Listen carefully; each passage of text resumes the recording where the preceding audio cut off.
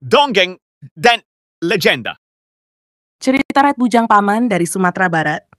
Di nagari Koto Anau, seorang raja bernama Raja Aniayo memerintah dengan kejam dan buruk perangai.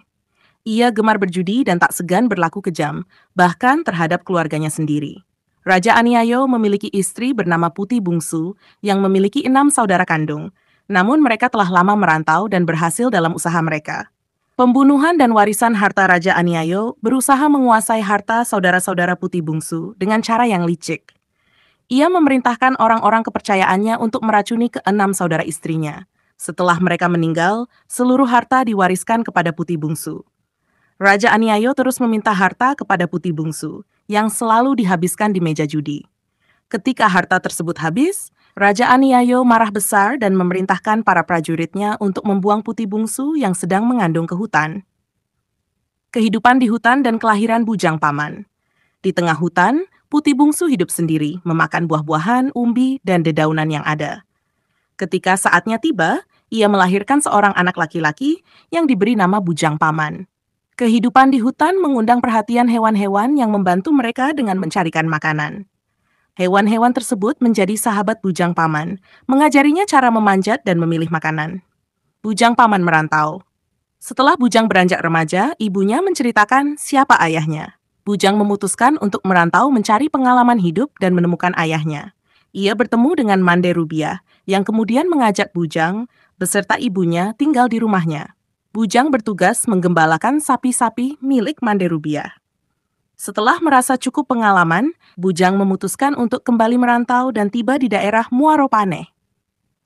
Pertemuan dengan Putih Reno Ali. Di Muaropane, Bujang bertemu dengan Putih Reno Ali, seorang perempuan kaya raya yang mengagumi kejujurannya. Ia memberikan modal kepada Bujang untuk berdagang. Bujang pergi ke Solok untuk membeli barang dagangan. Namun, sesampainya di sana, ia dicegat oleh Raja Aniayo yang merampas hartanya dan memukulinya. Para prajurit Raja Aniayo kemudian membuang Bujang ke hutan. Pertolongan dari harimau. Dalam kondisi terluka parah, Bujang berdoa kepada Yang Maha Kuasa. Seekor harimau datang dan menggigit tali pengikat tangannya, menjilati luka-lukanya hingga sembuh. Bujang merasa lebih kuat dan kembali ke Muaropane menemui Putih Reno Ali. Setelah mendapatkan modal lagi, Bujang kembali ke Solok dan lagi-lagi dicegat oleh Raja Aniayo. Bujang dipukuli dan dibuang ke hutan, namun harimau yang sama kembali menolongnya. Bujang Paman menjadi Raja Mudo. Bujang kembali ke Muaropane dan mendapati Raja Aniayo di rumah Putih Reno Ali.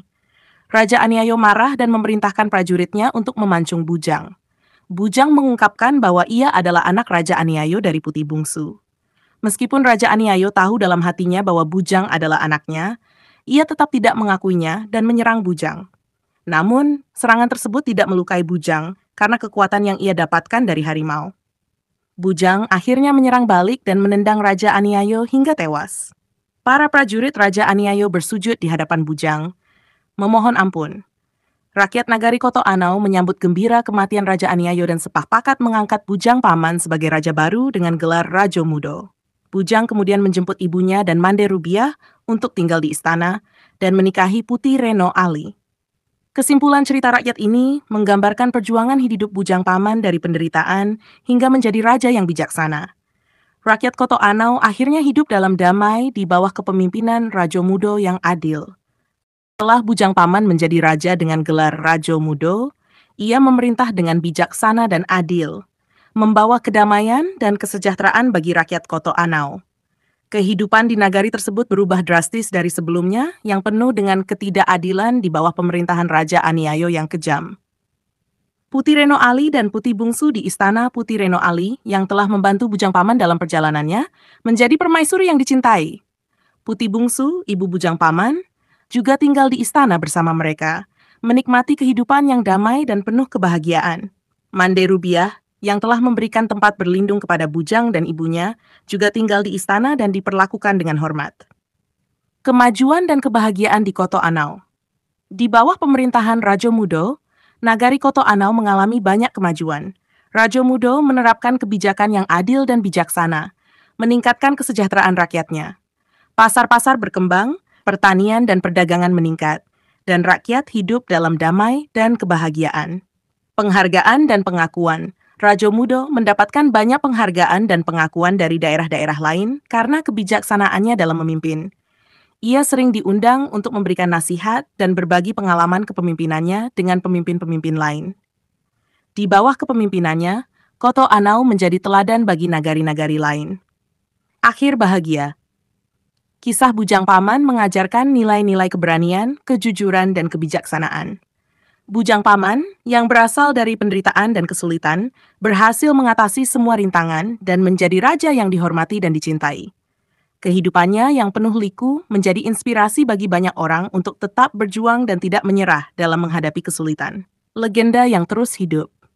Cerita Bujang Paman terus diceritakan dari generasi ke generasi di Sumatera Barat, mengajarkan nilai-nilai moral dan kepahlawanan kepada anak-anak dan orang dewasa. Kisah ini menjadi bagian penting dari warisan budaya Sumatera Barat, memperkaya sejarah dan tradisi masyarakat setempat. Dengan begitu, cerita Bujang Paman tidak hanya menjadi dongeng pengantar tidur, tetapi juga menjadi pelajaran hidup yang berharga bagi seorang yang mendengar.